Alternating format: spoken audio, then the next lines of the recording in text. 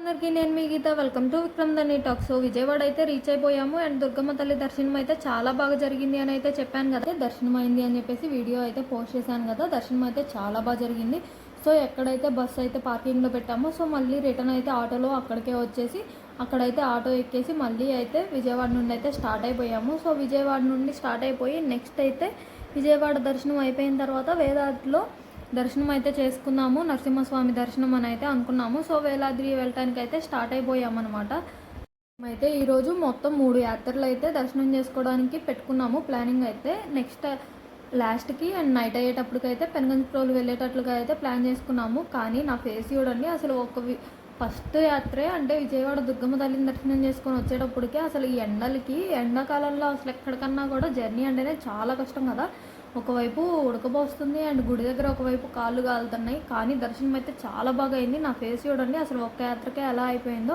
So మధ్యలో అయితే వేలాద్రి వెళ్ళేలోపు మధ్యలో అయితే బస్సు ఆపుకొని ఒక చోట అయితే టిన్ను వాటర్ పట్టుకురాగానే టిన్ను మొత్తం అసలు కరెక్ట్ 2 మినిట్స్ కూడా లేదు పట్టుకొచ్చాక. సో ఇంకొంచెం దూరం వెళ్ళగానే అయితే వేలాద్రి రీచ్ అయిపోయాము. సో వేలాద్రి రీచ్ అవ్వగానే అయితే అందరం బస్సులో నుండి చిన్నగా దిగి అండ్ అందరం అయితే కింద వెయిట్ చేస్తున్నాము. ఎందుకంటే అందరం వేరువేరుగా ఎవరికి వాళ్ళని దిగంగానే వెళ్ళిపోము. అందరం కలిసి ఫ్యామిలీ మొత్తం దిగిన తర్వాత సో అందరం కలిసి అయితే దర్శనానికి అయితే వెళ్తామన్నమాట. సో మా వాడిని చూడండి, మా అమ్మ అయితే ఎత్తుకుంది. సో మా వాడైతే అసలు బస్సు ఎక్కినప్పటి నుండి నేనైతే మా డాడీ వాళ్ళ దగ్గర వెనక కూర్చున్నాను. ఎందుకంటే పాపతో ఏదైనా ఇబ్బంది అయినా డాడీ వాళ్ళు ఎత్తుకుంటారు కదా అని చెప్పేసి డాడీ వాళ్ళ దగ్గర కూర్చున్నాను. అండ్ అమ్మ బాబుని తీసుకొని ముందు కూర్చుంది. ఎందుకంటే బాబుకి ఏదైనా వాష్రూమ్ లాంటివి అవసరమైనా కూడా వెంటనే దిగడానికి అందుబాటులో ఉండేటట్లుగా అమ్మ అయితే బాబుని ఉంచుకొని ముందు కూర్చుంది. కానీ బస్సు ఎక్కినప్పటి నుండి కూడా వాడు నన్ను అయితే అసలు అడగలేదు. సో వేలాద్రి గుడికి వచ్చేసిన తర్వాత సో ఇలా లోపలికి అయితే వచ్చేసాము. మేము వచ్చేటప్పటికైతే టెంపుల్ అయితే క్లోజ్లో ఉంది. దర్శనం అవ్వదేమో అని అయితే అనుకున్నాము. కానీ వెళ్ళంగానే అప్పుడే టెంపుల్ అయితే ఓపెన్ చేశారు. ఒక హాఫ్ అన్ అవర్ అలా ఓపెన్ చేసి 5:30కి మళ్ళీ అయితే క్లోజ్ చేస్తారంట. సో అలాగా 5కి ఓపెన్ చేశారు. సో 5:30కి మళ్ళీ క్లోజ్ అని చెప్పగానే టికెట్స్ అయితే ఎవరికి వాళ్ళని కూడా తీసుకోలేదు. అందరికీ కలిపి వెళ్ళి మామయ్య బాబాయ్ వాళ్ళు అయితే అందరికి కలిపి అయితే ఒకేసారి తీసుకున్నారు. సో దర్శనం అయితే చాలా బాగుంది. మీకు కూడా చూద్దామని చూపిస్తున్నాను. కొంచెం అలా కనిపించింది. సో వెంటనే ఈలోపు గుళ్ళో వాళ్ళు అయితే మొబైల్స్ షూటింగ్ అయితే చేయొద్దు, మొబైల్స్ లాక్కుంటామన్నారు. సో అందుకని చెప్పేసి కొంచెం అలా దేవుడిని అయితే చూపించేసి షూటింగ్ అయితే ఆపేశాను. లో అలాగే దర్శనానికి వచ్చిన వాళ్ళు అడ్డొచ్చారు, లేదంటే దేవుడు అయితే చాలా బాగా క్లియర్గా కనిపించేవాళ్ళు. సో ఇక్కడ కూడా దర్శనం అయితే చాలా బాగా జరిగింది. సో ఇప్పటికే టైర్డ్ అయిపోయాము. కానీ ఇంకొక గుడి ఉంది, దేవుడిని చూడటానికంటే ఎంత టైర్డ్ అయినా కూడా అదే వచ్చేస్తుంది కదా ఎనర్జీ. వేలాద్రిలో నరసింహస్వామి దర్శనం అయితే చాలా బాగా జరిగింది. సో నెక్స్ట్ అయితే మేమైతే తిరుమలగిరి అంటే కొంతమంది తిరుమల గట్టు అంటారు, కొంతమంది తిరుమల కొండ అంటారు. సో తిరుమలగిరికి అయితే వచ్చేసాము. సో అక్కడైతే వెంకటేశ్వర స్వామి అనమాట. సో వెంకటేశ్వర స్వామి అండ్ కింద అయితే ఆంజనేయ స్వామి టెంపుల్ ఉంటుంది.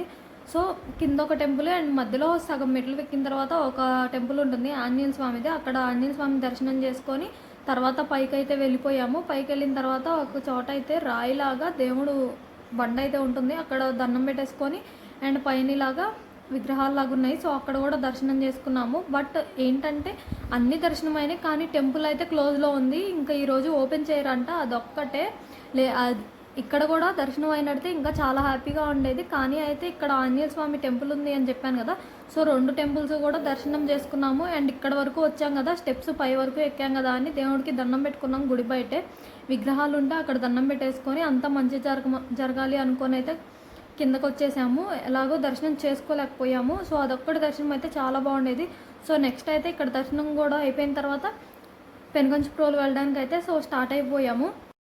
ఎక్కడికి వెళ్ళినా కూడా ఫ్రెండ్స్ ఒక 10 మంది ఫ్రెండ్స్ కలిసి వెళ్తే ఎంత హ్యాపీగా ఉంటుందో, ఎంత ఎంజాయ్మెంట్గా ఉంటుందో. సో ఫ్యామిలీ మొత్తం కలిసి వెళ్తే కూడా అంత ఎంజాయ్మెంట్గా అంతే ఆనందంగా అయితే ఉంటుంది. సో మేమైతే అందరం కలిసి వెళ్ళాం కదా. సో ఫ్యామిలీ మొత్తం కలిసి వెళ్ళేటప్పటికి ఫుల్ హ్యాపీగా అయితే ఉంది. సో పెనుగంచిప్రోలు అయితే రీచ్ అయిపోయాము. సో రీచ్ అయిన తర్వాత ఇలాగా చూసుకుంటూ అయితే వెళ్ళాము. కొంచెం ముందుకు వెళ్ళిన తర్వాత మామూలుగా టెంపుల్ వాళ్ళవే రూమ్స్ ఉంటాయి కదా, సో సత్రాలు అని చెప్పేసి. సో అక్కడైతే రూమ్స్ తీసుకున్నాము. సత్రాల్లో అయితే డే కింద అని అయితే ఛార్జ్ చేస్తారు రూమ్కి. సో మేమే ఒక 5 to 6 రూమ్స్ వరకు అయితే తీసుకున్నాము. సో వెళ్ళంగానే ముందైతే పిల్లల్ని పడుకోబెట్టేసాము. సో పెనుగంచిప్రోలు వచ్చేటప్పుడు మా జర్నీ అయితే ఇలా జరిగింది. సో జర్నీ అయితే చాలా హ్యాపీగా అయితే కంప్లీట్ అయింది. నెక్స్ట్ పెనుగంచిప్రోలో పొంగలు పెట్టుకోవడం ఇవన్నీ అయితే నెక్స్ట్ వీడియోలో పోస్ట్ చేస్తాను. Thanks for watching. Please do subscribe to Vikram.